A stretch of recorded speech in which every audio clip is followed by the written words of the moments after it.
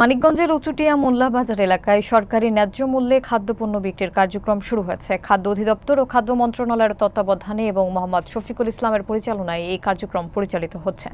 বিস্তারিত দেখুন মোবারক হুসাইনের প্রতিবেদনে।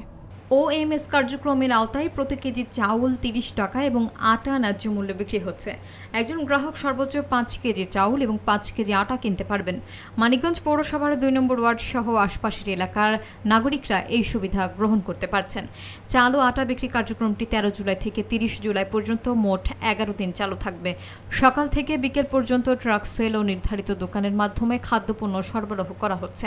এলাকার মানুষ লাইনে দাঁড়িয়ে সহজে পণ্য সংগ্রহ করছেন। অনেকেই জানিয়েছেন বাজারে নিত্য প্রয়োজনীয় জিনিসপত্রের দাম বেড়ে যাওয়ায় সরকার নির্ধারিত দামে চাল ও আটা পাওয়া কিছুটা স্বস্তি এনে দিয়েছে।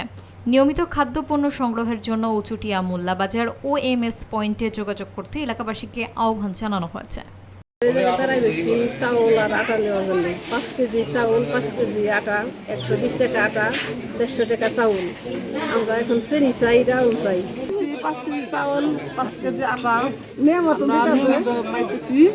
তারপরে সংসারে তারও কিছু লাগে তেল ডাল চিনি আমরা এগুলো সরকার এটা দিয়ে গরিব মানুষের উপকার করছে এবং এই গরিব মানুষগুলো সস্তা দামে খাইতে পারতেছে।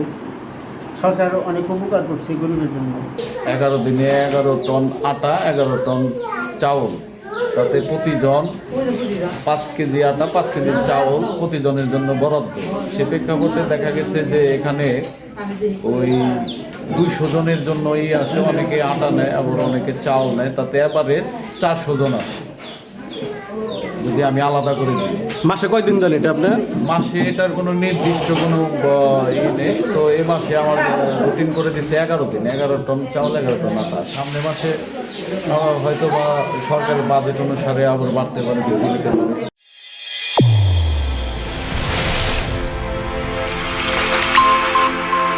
চ্যানেল A1 হৃদয়ের স্পন্দন।